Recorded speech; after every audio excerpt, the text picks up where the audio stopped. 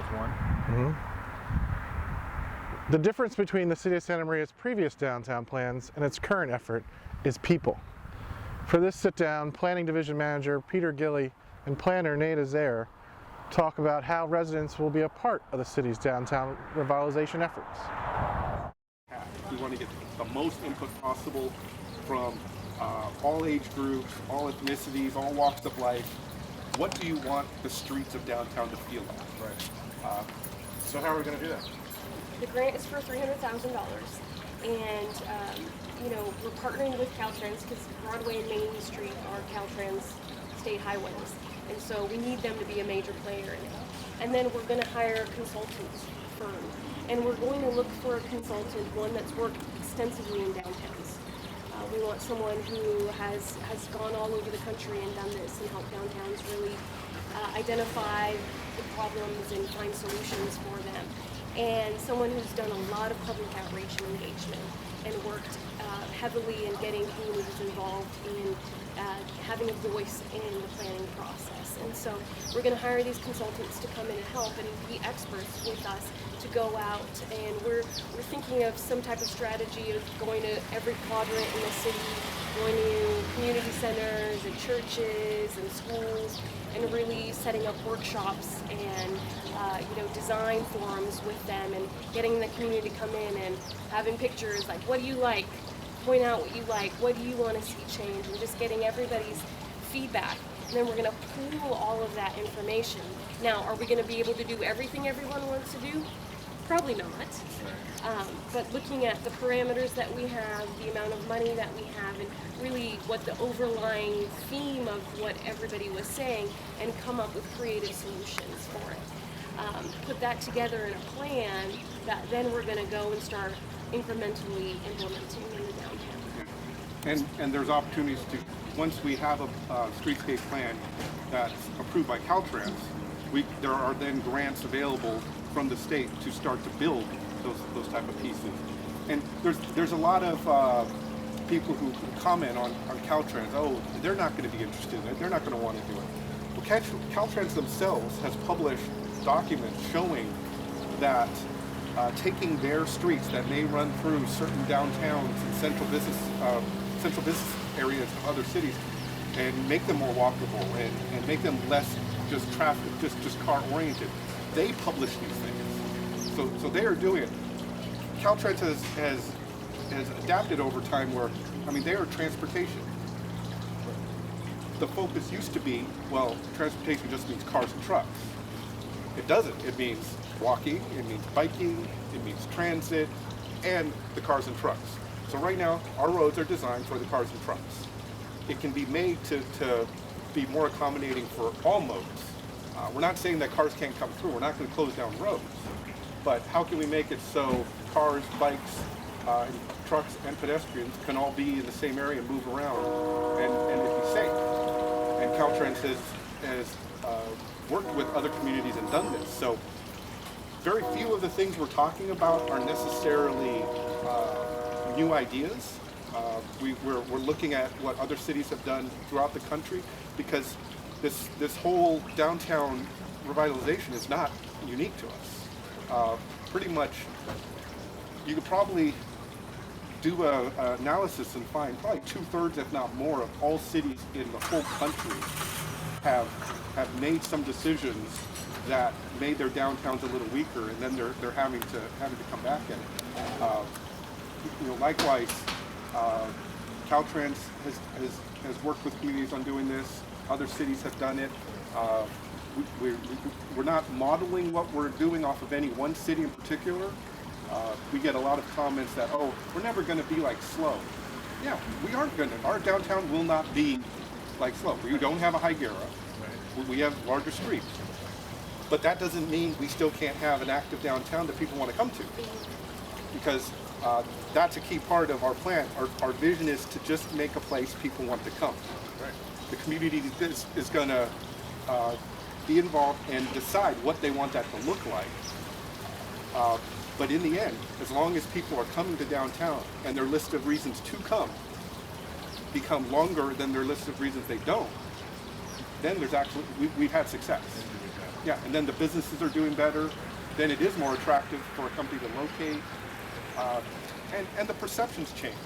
I mean, we had a community meeting on the downtown plan back in probably the end of 2015, and we had about 60 people who came out, which for a planning document was a lot of people. Oh, yeah. And there was a lot of passion about people. The people wanted to have a downtown they could hang out in and do things. So it wasn't apathy. It wasn't, oh, it can't happen, why bother? It was, yes, we want it. How can we get there? And so there's that energy.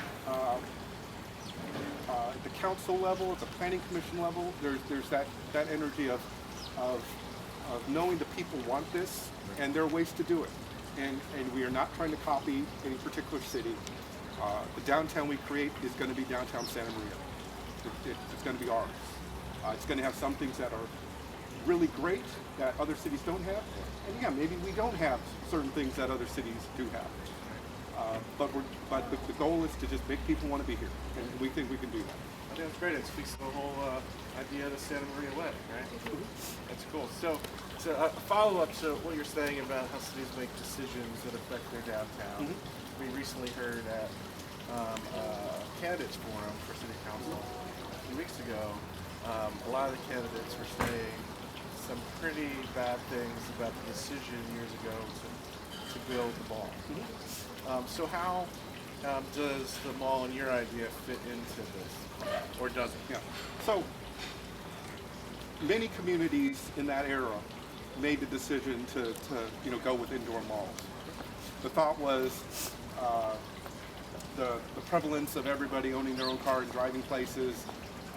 That was the thing, and so you needed to build this indoor mall with big parking lots around it. And for a while, it was hot. And now and not just in Santa Maria, but across the whole country. Sure, yeah, nationally. And now it's a lot weaker. Our mall has its struggles. We are in conversations with the management on a regular basis. But the downtown plan is purposely relatively silent on the mall. We understand it's up for sale. If a new owner wants to come in and do something and change it out a lot, the plan has policies and regulations in place so that we can work with them, partner with them, and make it happen. If it stays under the existing ownership who does not seem to have plans to make wholesale changes, we are still going to focus on the other steps of making downtown better. We can still make downtown a place people want to be, and have the mall stay in its general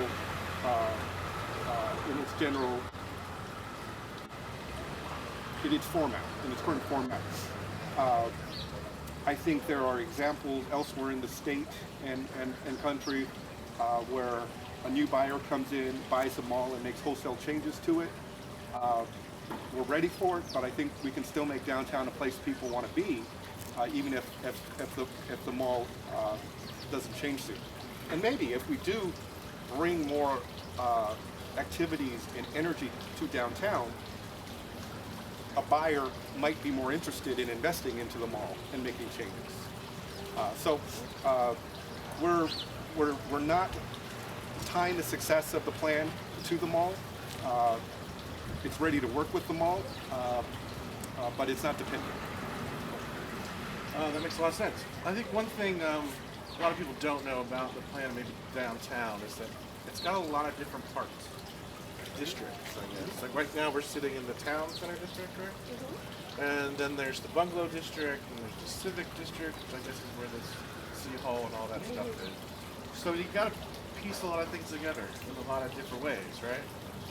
So how do you think you're going to be able to reach those different areas? Well, that's a good question. The districts were formed based off kind of what was already there. So the town center district is the town center district because of the town centers. And the civic district is the civic district because it is already where the civic, uses are. The library, city hall, the youth center. The plan has been created in a way that you're not limited based on the district that you're in. The districts are kind of there just to inform you of, what the current feel of that area is and what could be further built upon. But if things change and the tides change, the plan is flexible enough to allow that to happen. Basically, the town center district is what's going to be the downtown core.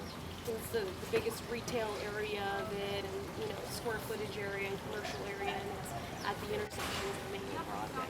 The civic district will probably always stay civic because there's already that foundation in that area, but restaurants could be added into that. Event centers could be added into that, and that area could be built upon. And so, though there are different, quadrants or portions of the downtown, it's flexible enough to let it morph into what needs to happen to make downtown a vibrant area. And I think we purposely started doing that with this revamp of the document, because the old plan was pretty rigid in what could happen in each district, and we kind of did away with that. I think for the most part, as Netta said, the core is going to be around Main Broadway and Town Center. The only other notable thing from our perspective about the districts is that the Bungalow District is a transition district, whereas really large projects and developments could happen on Main and Broadway in the Town Center area, and even on McClellan in the Civic District. The Bungalow District has kind of an eclectic mix. Over the years, its zoning has changed, and you might have a house next to an office that moved into a former house, and so it allows that flexibility. But the bungalow area isn't really an area where anything major is expected to be built, because those are kind of low-key neighborhoods, and we want to keep it that way. But being in the plan still gives them a lot of flexibility. There's very few other parts of the city where you might have a house here and a store here and an office there on the same street. And that's what happens in downtown, the area or the areas around downtown. It's eclectic and it has this mix. So it was something from the original plan, and it was left in, but it doesn't mean as much as it used to. Watch the progress of Santa Maria's downtown at santamariatimes.com. Follow me, Logan B. Anderson, on Twitter, and watch the next installment of the Santa Maria Sit Down, available tomorrow.